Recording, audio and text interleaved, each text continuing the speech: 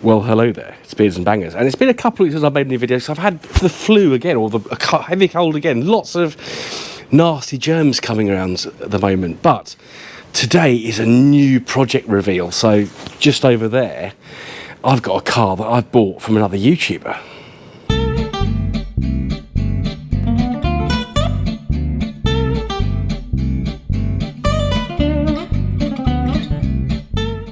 So here is Kez, Alex Child from the channel All Things Alex, is former Riley Kestrel. We'll talk about a bit more what the car is in a moment, but yeah, I'll put a link to Alex's playlist. It'll be there or there. I can never remember where they pop up, those messages. But yeah, just arrived. It's a project, that's for sure. We'll have a closer look at it in a moment, but thank you to Alex for agreeing to sell the car to me. So the car's come with a name, Kez, which I think was a book and a film back in the day, but because of that registration plate, I'm going to call this car Old Kez, because that OAP 564F is a particularly pleasing registration number. Now, the car does start. I will pop open the bonnet, 'cause we'll start under here, and I've got to work out how to do that on this car. Give me a sec. Forget how fiddly these things are. So at first glance you think, oh yeah, it's the BMC A series engine from the period, because there's a nice rocker cover on here with a Riley badge, but that's actually a replacement item. So what this car should have is a BMC A series engine. This has actually got a Metro engine, so it's actually an A+, so it's a later engine from the 1980s. Very common thing to happen. I'm not unduly fussed about that. But what that does mean is that the car has got a single, now I thought he had a HIF 44, but that's a single HS4 carburettor, which is fine. But this being a Riley, so the more sporting variant should have twin 1.25 HS2 carburettors. So just to explain, this is the ADO16. So it was originally launched as the Austin and Morris 1100, and I think the 1300 came along a bit later. I'm going to have to do some more research, because it's the first time I've had a classic for a long time, and this is the first time I've owned one of these particular classics. So this is going to be a learning process for both you and perhaps you and definitely me as we go along. But then BMC being BMC did lots of badge engineering at the time, so there was an MG variety of this. The MG, there was I think the 1300 GT, MG 1100. You had the Riley version, you had the Wolseley version as well. So it wasn't the Wolseley Hornet, Wolseley something, as they always did with their names. But you had the Riley version as well. So Riley was historically sort of a slightly more upmarket but very sporting car brand. So you think of the typical Riley from the 1950s, the Riley RMA, big sleek saloon, but very, very sporting in its appearance. So that's probably one of the first things. So I have started. The car does start, it does drive, albeit with not a great deal of power, and that's simply because the carb needs setting up properly. So what I do with the carbs, I'll get back to you on. I might go do something naughty, like put a Weber on it, or I might try and source twin 1.25 SUs. But you can see the car's pretty rough and ready. So the chrome's obviously going on the bumper, paint's going on the slam panel there. We've got some bubbling on this wing, bit of bubbling in the scuttle. We've got door skins not looking the best, but it's a strong shell. I think we need a bit of welding under in this side here for definite, but I've got a welding guy now who's going to look at some work for me, which is really good news. We can see some various wirings being done, because there's some new connectors and stuff over there. We can see our hydrolastic, they're not hydropneumatic, hydrolastic displacers there. So these cars are on sort of a hydrolastic suspension. Alex did pump that up. If you checked out the playlist I put up in the screen earlier, you'll see him doing that. So these are very comfortable cars to drive. They're small. They're the archetype of a small family saloon. But yeah, so there's our engine. We'll have to give this a clean up at some point to get that looking nice and see what we're working with. So that's going to be one of the first videos. We'll leave the bonnet up, because that was a bit of a faff getting that down. You can see inside we've got some spares. We've got a new dashboard because the lacquer has gone, so that's going to be fun, getting these door caps off and re-lacquering that.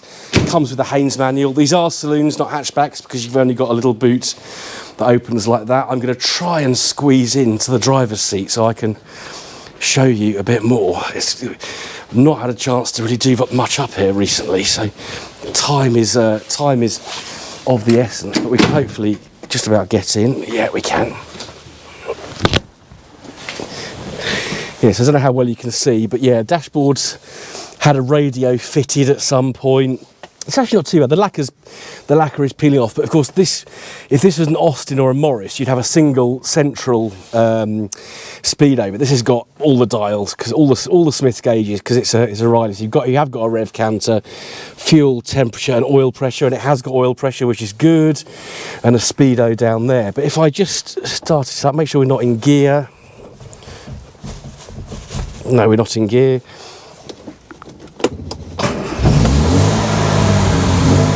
The car does start, so it just...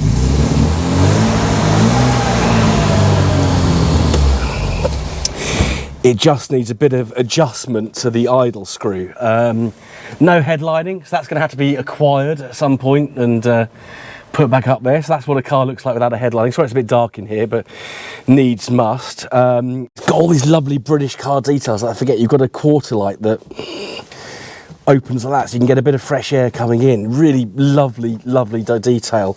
Windy windows, of course, your little door release there, armrest on the door. Really quite smart. I don't know if we've got a centre armrest. We've got a centre armrest on this. Riley gear knob. I couldn't actually find reverse in this earlier, so we'll have to have a little look at that. Heater controls down there. So obviously we'll get this car out in the daylight on a bit of a nicer day. It's a bit wet and windy today, so not the best day to be dragging this car out and putting it outside. We'll keep it as dry as we can.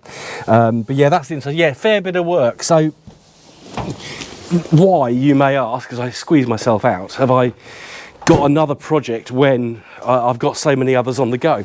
Well, I was helping someone out. They were looking to sell the car, move it on. You know, I know Alex is a really good fellow. I thought I'd take the plunge and get myself a classic. It's something I've been wanting to do on the channel for quite some time.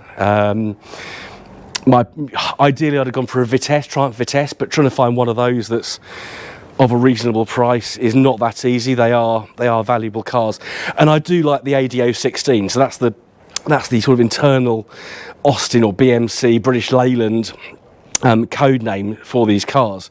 Yeah, but this car, I watch Alex's videos, so I knew he had this car, so I knew a bit about it. And what appeals to me about this particular car is the sort of underpinnings, or the roots are there of a very solid car. It's tatty. It's done 77,000 miles. It's what's F 1964, so it's 60 years old, this car. It's this car is seriously old in modern terms. I've got a 100-year-old car, but that one we don't talk about that much. But 60 years old, can you believe it? It's a 1960s car, and I'm really pleased I've got it. It's taken a while for me to collect it, because Alex is probably about 100 miles from here, so it's taken a little while to go and get the car, but it's here now. It's got the underpinnings of something special. I shall leave it there. We'll do another episode of kind of going over this car with a fine-tooth comb, cleaning up the engine bay, hopefully do a carb swap video very soon, because that's something I'm excited to get. If we get it running, because these are, as long as it's safe, these cars are of course road tax free, MOT exempt as well, although I don't agree with MOT exemption. I think, you know, a pragmatic MOT on an older car is better than having no MOT, because at the end of the day you can still do 60 miles an hour in this thing and do some damage to someone. So I've got to be mindful of that. So I will get AJF to do an MOT on it at some point. Get the carb set up, and hopefully, whether it's done or not, but hopefully get it to the Chiltern Hills Rally. That's my target. Get it to the Chiltern Hills Rally in May. So that gives me kind of 6 months to fiddle around with it and just get it a bit nicer. But I don't mind dragging it out then, because the weather will hopefully be nicer and it'll be a good place to be. But yeah, welcome to the new project. This series won't start straight away, because we've got to get on with the ZT, which I need to finish that series off and finish the car off as well, so I can kind of put that one to bed. But yeah, but you'll see me and Kez again very soon in the next episode of Beards and Bangers, or another episode of Beards and Bangers, but you'll see me on another episode of Beards and Bangers at some point in the future. Don't forget to hit subscribe if you don't already do so. If you're watching my channel for the first time because you finally think, yes, he's bought a classic, do hit that subscribe button. I will bring plenty of content on this thing, believe me. Give us a thumbs up, share with your friends, drop a comment down below, and I'll see you again very soon on the next episode of Beards and Bangers. Goodbye.